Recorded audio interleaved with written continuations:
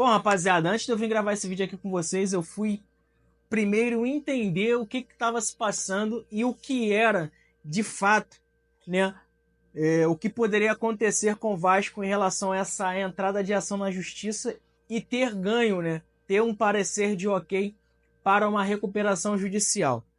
Primeiro eu quero exaltar o presidente Pedrinho do Vasco da Gama, porque o que ele está fazendo com o Vasco eu nunca vi nenhum dirigente, nenhum cartola, tá, pelo menos no meu conhecimento, fazer em relação a um clube. Fato é que o Vasco teve o parecer legal da justiça, ainda não está sendo protocolado, mas será protocolado perante o decorrer da semana, e o Vasco vai entrar em recuperação judicial. E o que significa isso, Lohan? Bom, pelo que eu entendi, é óbvio que eu não sou um jurista, nem um cara talvez tão propriamente adequado para poder debater sobre esses assuntos aqui. E é óbvio que se você tiver mais entendimento que eu, deixei nos comentários o que de fato possa ter acontecido, né? Com minúcias, mas o entendimento básico do que vai acontecer é esse aqui. Como se fosse uma penhora. O Pedrinho assumiu a responsabilidade da recuperação judicial do Vasco. E aí o Vasco vai ter um fôlego aí, porque o Vasco ele passa por um momento muito difícil.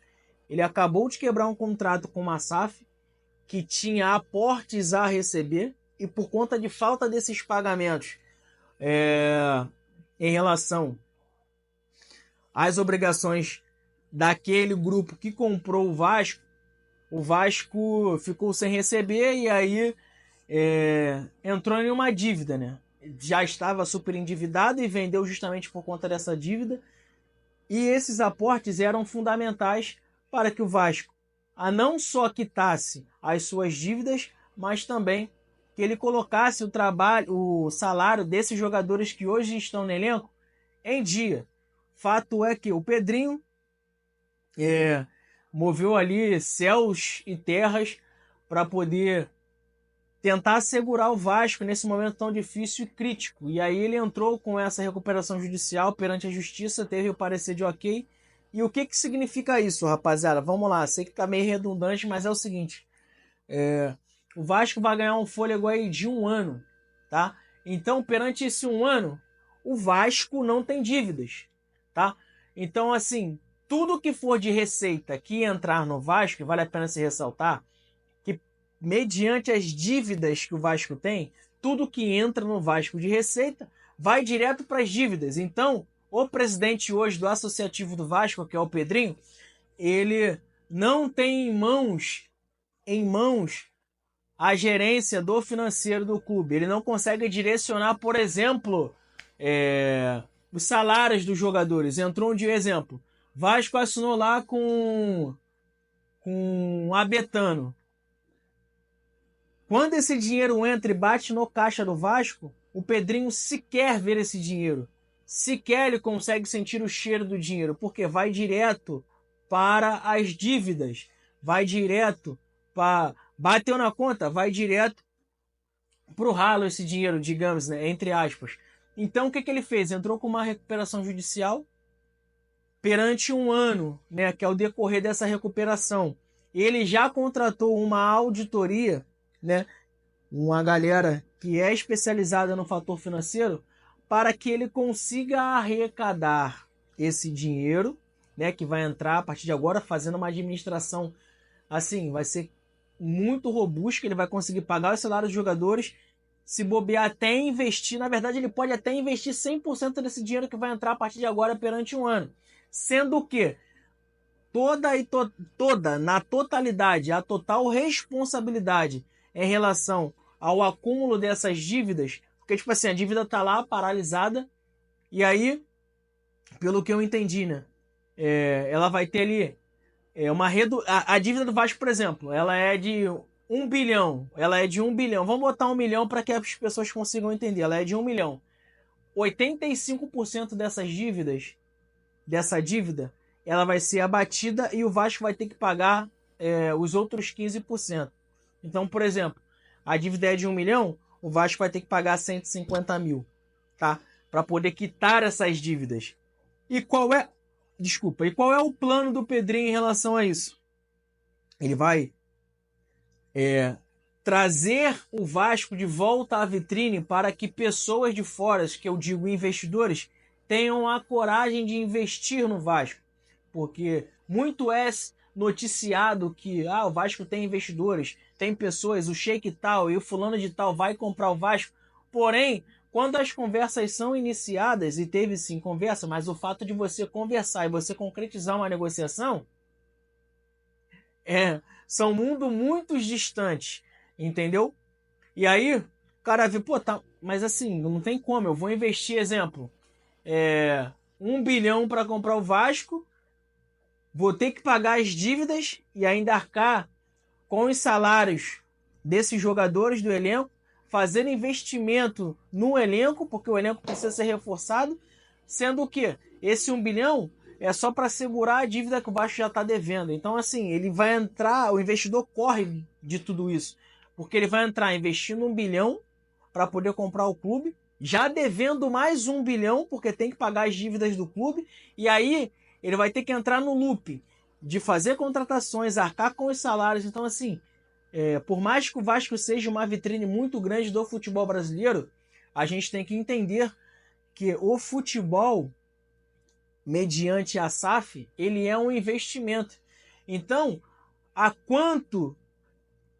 qual seria o prazo para esse dinheiro voltar ao bolso do empresário? Eu vou te dar um exemplo, o Textor.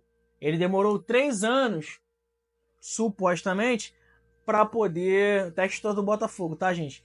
Para poder rever o dinheiro que ele investiu. Eu vou te dar um exemplo.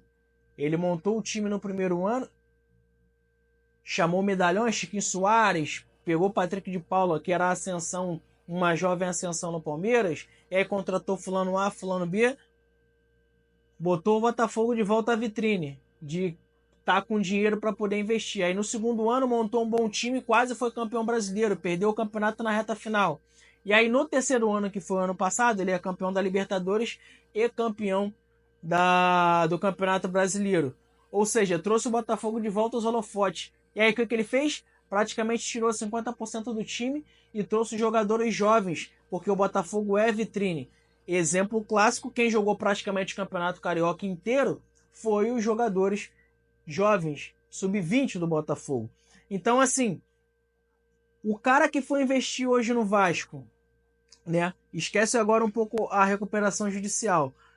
Ele, sem essa recuperação, ele não teria um retorno em 3 anos. Exemplo, ele ia recuperar o Vasco, ele ia recuperar o seu investimento no Vasco ali, sei lá, daqui a 5, 6, 7, 8, quem sabe até 10 anos. Porque o Vasco é um clube hoje que está muito endividado. Então, assim, existem 2 caminhos, né? O Pedrinho, ele vai chamar agora investidores, porque esses investidores vão ver e entender que a dívida do Vasco foi reduzida em 85%, e mediante a isso, o Vasco pode sim ter uma maior facilidade a ser negociado. E o outro caminho ele entendeu que o Vasco é um canhão de mídia, que ele conseguiu, sei lá, pegar aí uma pré-Libertadores nesse ano e colocar o Vasco de volta a jogar competições importantes internacionais, fazer um bom brasileiro. E ele entendeu que esses 85% dessa dívida foi abatida, ele tem que pagar os outros 15%, né? Eu acho que eu consigo recuperar o Vasco e manter o Vasco no associativo. Esse também é um caminho, também é uma possibilidade. Porém é o seguinte, se perante esse ano ele pegar todo esse dinheiro que vai entrar, porque o dinheiro vai entrar como se o Vasco não tivesse dívida, e ele investir ali, investir aqui, investir ali, investir aqui, e for um desastre, o Vasco não voltar financeiramente em relação ao investimento que o Pedrinho fizer, ele, como dirigente, ele penhorou o seu próprio patrimônio. Então, assim, muito se fala, né, que os dirigentes têm que pagar do seu próprio bolso em relação à sua má gestão. O Pedrinho tá fazendo isso, é um cara que tá botando a cara a tapa, é um cara que bateu no peito e falou assim, eu vou tentar recuperar o Vasco. Então, fato é que a recuperação judicial passa muito por isso aqui que eu tentei explicar para vocês, mais ou menos não, foi o que eu entendi, E eu acredito que é o melhor caminho para o Vasco nesse momento tão conturbado. Vale a pena se ressaltar que antes, né, de tudo isso acontecer, de todo esse imbróglio acontecer, o Vasco já teve várias vezes com a Light batendo na porta de São Januário. O Vasco já teve diversas vezes jogadores entrando com ações na justiça, pedindo requerimento de luvas, salários, enfim. Então, perante um ano, assim como o Pedrinho já fez, como um cara muito inteligente que é, já contratou uma auditoria e dentro dessa auditoria, né, financeira, ele vai tentar alinhar aí o melhor caminho para o time do Vasco da Gama. Pedrinho, parabéns, tu tem feito um grande trabalho. Por mais que eu critique em relação ao termo técnico, né? Porém, fora de campo até aqui, eu consigo até entender, cara, o Pedrinho, porque são muitos problemas. E é por isso até que ele chamou o Felipe, para o Felipe ser coordenador técnico dele e o Felipe tentar ali administrar um pouco a parte do campo, porque fora de campo o Vasco vive uma turbulência muito grande. E eu espero que esse seja o caminho. E eu torço muito, cara, muito, que ele consiga, já chegou, né, mais 2 reforços agora, e que ele consiga colocar o Vasco nos trilhos e que a gente não precise ser vendido, ou que ele não precise vender o Vasco, melhor dizendo, para uma SAF, para um investidor, e que ele consiga recuperar o Vasco mediante o associativo. Se ele fizer isso, irmão, esquece.